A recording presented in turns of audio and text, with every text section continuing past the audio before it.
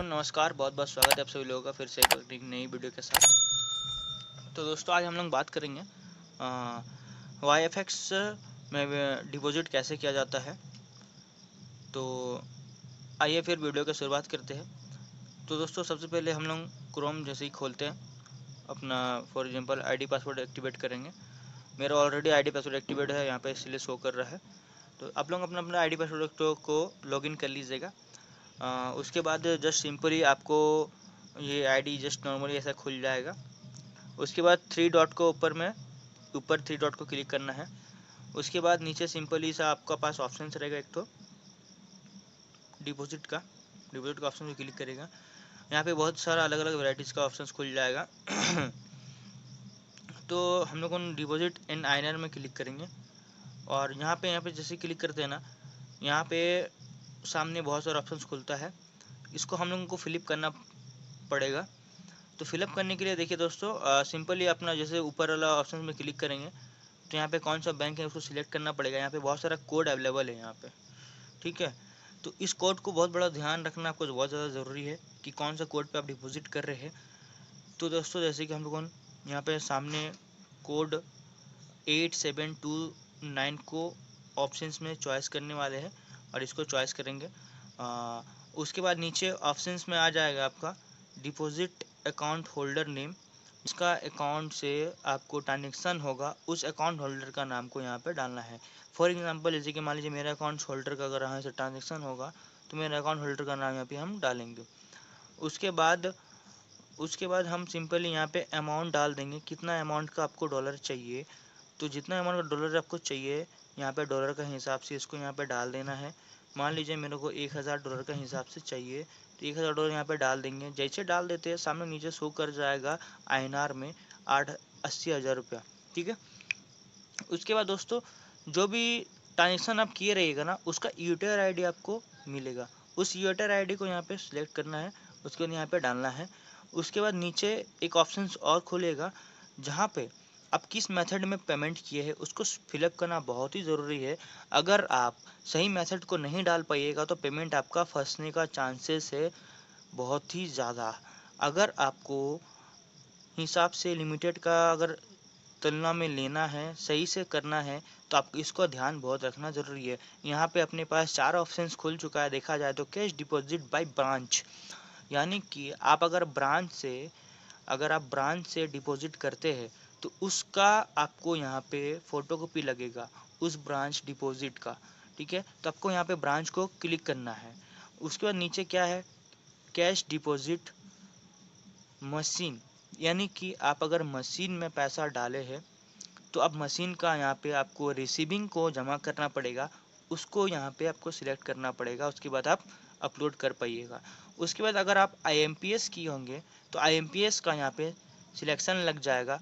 उसके बाद आप इसको अपलोड कर सकते हैं। चौथा मेथड ये है कि NEFT या RTGS। अगर आप NEFT या RTGS करते हैं तो उसका यहाँ पे ऑप्शंस लग जाएगा, उसका फोटोकॉपी लग जाएगा। उसके बाद यहाँ पे ट्रांजेक्शन कंप्लीट होगा। तो फॉर एग्जांपल मैं मान लेता हूँ RTGS में गया हूँ तो RTGS को मैं सिलेक्ट कर लेता हूँ। उसके बाद नीचे अगर पेमेंट डिपॉजिट डेट को डालना, डेट को डालना बहुत ही ज़्यादा ज़रूरत है। जब आप पेमेंट कर दीजिएगा और कहाँ पेमेंट करेगा वो मैं साइड में आपको यहाँ पे शो कर रहा होगा। साइड में ये अलग अलग अकाउंट है, शो कर रहा होगा, ठीक है। यहाँ से 3-4 अकाउंट में आपका एरो मार्क जो दिख रहा होगा ना, मैं इस पे पेमेंट किया था तो मैं इसके बारे में बता रहा हूँ आपको।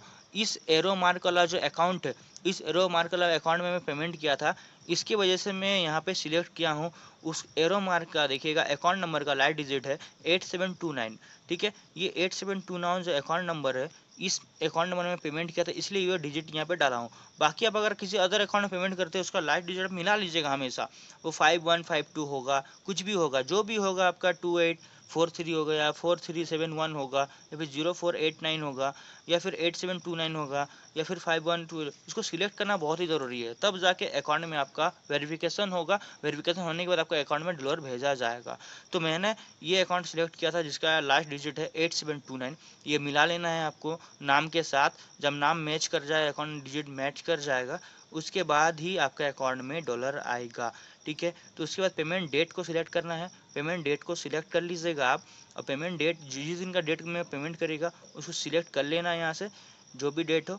उसके बाद आपका यहाँ से चॉइस फाइल को आपको कैप्चर करना है, यानी कि जो भी आज पे पेमेंट किएगा ना उसका एक स्क्रीनशॉट ले लीजिएगा, उस स्क्रीनशॉट को यहाँ पे अपलोड कर देना है। और जैसे सबमिट कर दीजिएगा, ठीक है, सबमिट डिपॉजिट रिक्वेस्ट कर दीजिएगा।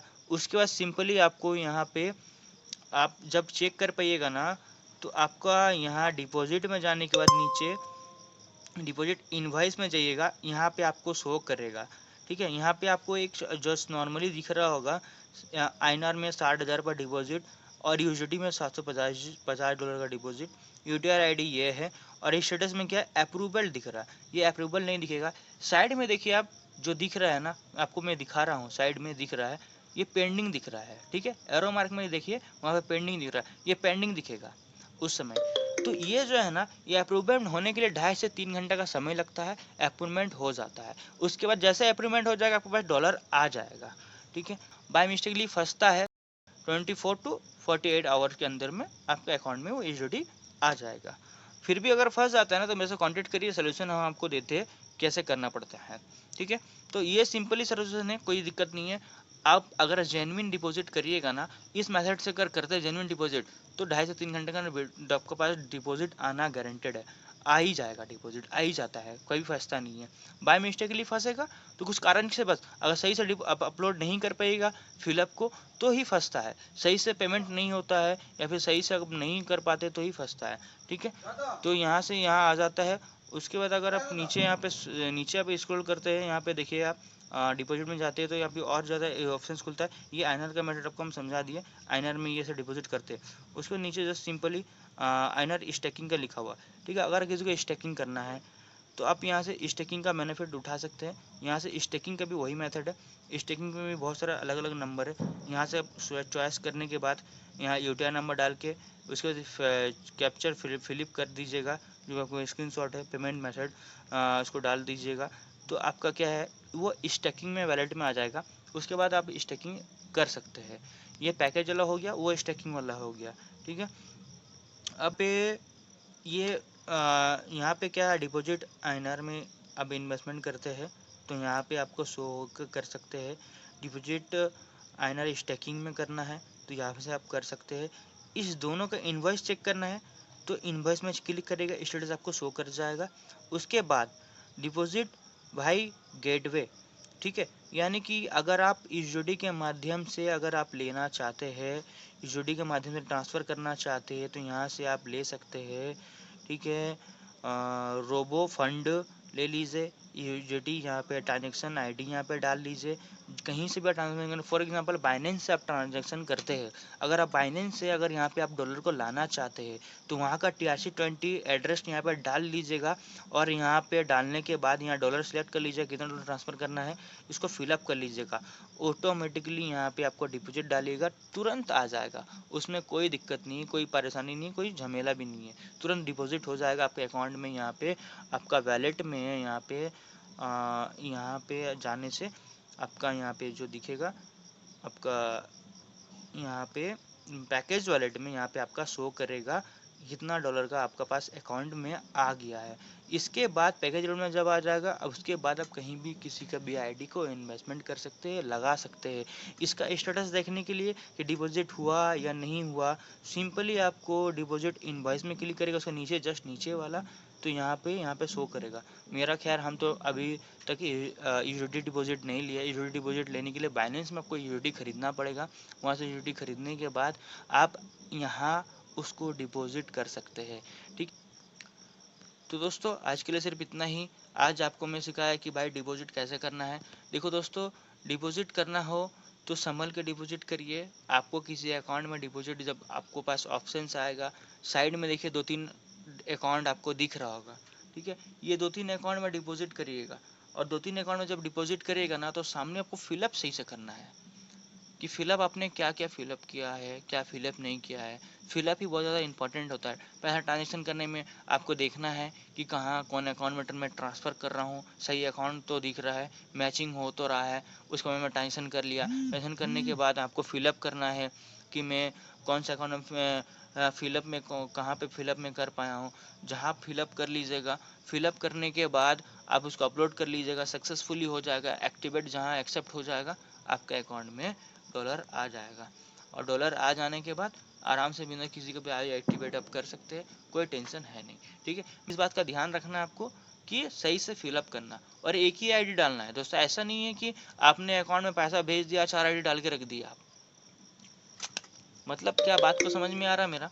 मतलब ये है कि आपने तो अकाउंट में डाला है पैसा, पैसा डालने के बाद ऐसा ना हो कि जब आप फॉर्म को फिलअप करिएगा ना, तो 4 अकाउंट का अलग अलग हिसाब से मत डालिएगा। यानी कि मान लीजिए अगर आपको किसी मेरे मान लीजिए आप अपना अकाउंट से ट्रांसफ़र किए पैसा कंपनी में, पैसा ट्रांसफ़र करने के बाद आप अपना आईडी से उसको क्या करिएगा, फॉर्म को फिलअप करिएगा। ऐसा ना हो कि आप अपना आईडी से भी एक्टिव फॉर्म को फिलअप किए, 2 बंदा का और आईडी से फॉर्म को फिलअप किए, वैसे में पैसा आने में बहुत प्रॉब्लम हो जाएगा। ऐसा ना करिए कभी भी।